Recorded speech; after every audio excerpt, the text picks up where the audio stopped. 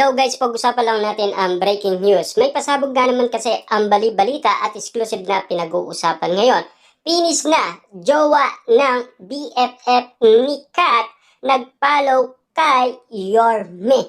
Grabe nga naman yan, di ba? Dumadami na ang mga resibo at ebidensyang magpapatunay na meron talagang relasyon sina Catherine Bernardo at Mayor Mark Alcala. Lalong-lalo na kung ipinakilala ng BFF ang kanyang jowa kay Mayor Mark Alcala.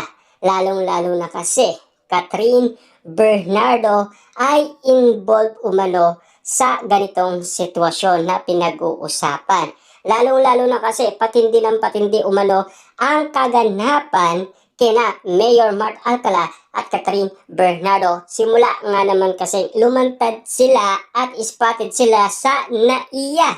Lalong-lalo na kasi magkaiba ang kanilang pila. Pero iisa ang bagsak ng kanilang eroplano sa Australia. Pero ganito ang sinasabi naman ng balita. Mukhang ayaw tantanan ng mga intrigang netizens si Catherine Bernardo tungkol sa issue nila ni Yorme. Kahit masaya itong nagbabakasyon ngayon sa Australia. Kahit nga sunod-sunod na ang mga paayuda photo ng BFF ni Catherine Bernardo na si Haris De Santos ay parang inaanap pa rin ng netizens ang presensya ng lalaking inilink sa aktres. Parang hirap silang maniwala na ang magkaibigan lang ang magkasama sa bakasyon na iyon ng Asia Superstar. Siyempre, si Mayor Mark Alcala nga naman kasi doon din ang bagsak niya sa Australia. Pero magkaiba sila ng destination ni Catherine Bernardo. Pero marami pa rin naniniwala na magkasama daw sina Mayor Mark Alcala at Catherine Bernardo na parang pinalabas lang na iba ang destination na pinuntahan nila. Pero ang katotohanan, doon din talaga ang punta umano ni Mayor Mark Alcala. Lalong-lalo na kasama daw ni Mayor Mark Alcala ang kanyang kapatid. Kasi spotted nga naman kasi ang balita na nag-follow itong kapatid ni Mayor Mark Alcala sa BFF ni Catherine Bernardo na nasa Australia. Sa mga Instagram post ni Aris ay makikitang nag-i-enjoy sila ni Catherine Bernardo sa kanilang mga ganap. At hanggang ngayon naman ay wala pa rin matibay na resibo na magpapatunay na kasama ng dalawa si Mayor Mark Alcala na boyfriend raw ni Catherine Bernardo. At dahil dyan, mas lalong naging maigpit ang pagbabantay ng mga gigil na cyber netizens sa social media ni Kat at magi ng kanyang mga kaibigan. Kita nyo naman, no? Talagang nakabantay at nagmamasid sila dahil gigil na gigil sila mapatunayan na meron talagang relationship sina Catherine Bernardo at Mayor Mark Alcala. Lalong-lalo na kasi parang napapatunayan na nila dahil sa mga natutuklasan nila na pagpalo ng nasabing BFF na jowa nito kay Mayor Mark Alcala. Patindi ng patindi umano ang mga issue. Grabe nga naman kasi dahil ganito lang, may ibang pinag-uusapan na. Lalong-lalo na kasi laging nililing umano si Catherine Bernardo sa Mayor ng Lucena. Walang iba kundi si Mayor Mark Alcala. Lagi nga naman kasing pinag-uusapan yan.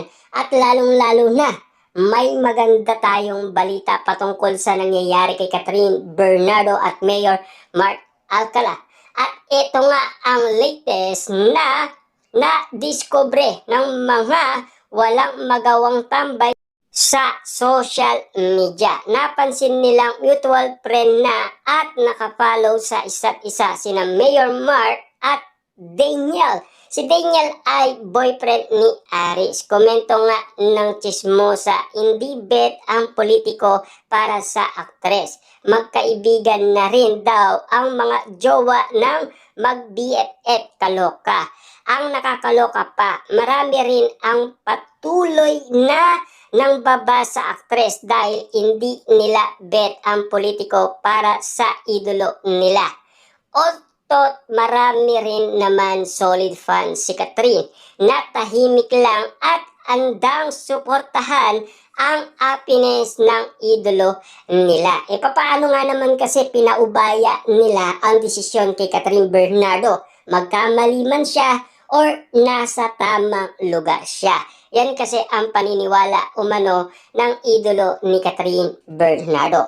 Lalong-lalo na kasi si Mami Min Bernardo rin, hindi naman boto kay Mayor Mark Alcala. Lalong-lalo na kasi may gap na umano sina Catherine Bernardo at Mayor Mark Alcala dahil sa usapin na pinag-uusapan sa social media. Lalong-lalo na sa balita sa atin ni Christy Permin sa kanyang social media account. Siyempre, paniwalang-paniwala umano ang mga netizens at mga sausawerang kapitbahay dahil sa kanilang nakikita, naririnig, lalong-lalo na kung mainit-init ang mga intriga at chismis kina Catherine Bernardo at Mayor Mark Alcala. Papaano yan? Patindi ng patindi at lumiliit na talaga ang mundo ni na Mayor Mark Alcala at Catherine Bernardo dahil sa natutuklasan ng maraming tao. Siyempre, bagong kaganapan, bagong issue, bagong intriga, talagang pag-uusapan sila. Actually, mas inaabangan ng loyal fans ni Catherine Bernardo ang upcoming serye niya at deadman na sila sa usaping Yorme. Papaano nga naman kasi hindi sila deadma?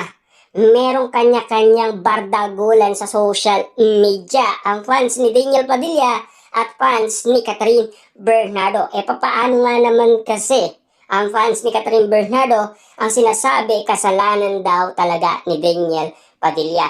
Pero bumabawi nga naman kasi ang mga fans ni Daniel Padilla. Ika nga kasi nila, di ba? May usap-usapan na si Catherine Bernardo daw ay babantayan niya lang si Daniel Padilla. Pero ayon kasi sa ex-girlfriend ni Daniel Padilla sa Nance Show, nilandian niya daw si Daniel Padilla. Kung bakit nga naman kasi tampuhan ang dalawang magkaibig.